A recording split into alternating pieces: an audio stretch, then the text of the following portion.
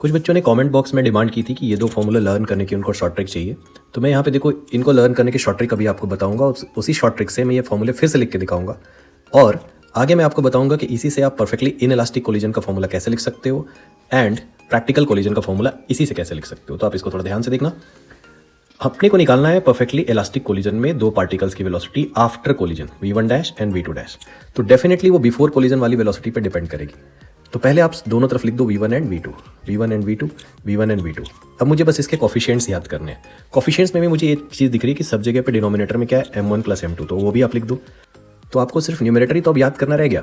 अब न्यूमरेटर में आप याद रखना कि जब आप v1 डैश लिखोगे तो यहाँ 2m2 वाला एक टर्म होगा और वो सेकेंड में होगा।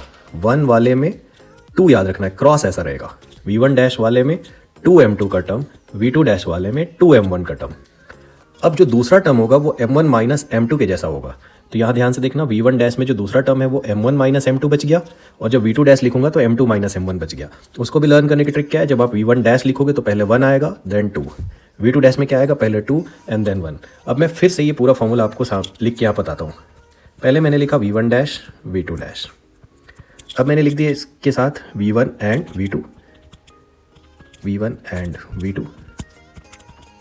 अब मैंने सबके डिनोमिनेटर में लिख दिया m1 प्लस m2,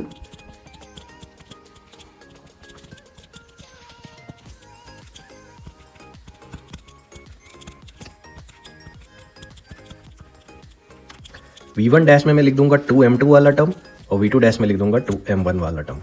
दूसरा वाला टर्म जो बच गया, अच्छा वो किस में लिखूंगा मैं, v1 डैश में सेकंड टर्म में, v2 डैश में फर्स्ट टर्म में, क्रॉस रहेगा। 1 वाले में 2, 2 वाले में 1। अब v1 डैश वाले में m1 minus m2, v2 dash वाले में m2 माइनस m1। अब आते हैं इसी से हम परफेक्टली इनइलास्टिक का कैसे फॉर्मूला निकालेंगे और प्रैक्टिकल का फॉर्मूला कैसे निकालेंगे जिसमें ई वाला टर्म आता है। तो वो तो देखो शॉर्ट्स में बताना पॉसिबल नहीं है, तो इसके लिए आप लॉन्ग वीडियो पे जाके ये दोनों चीज़ें आप देख लो।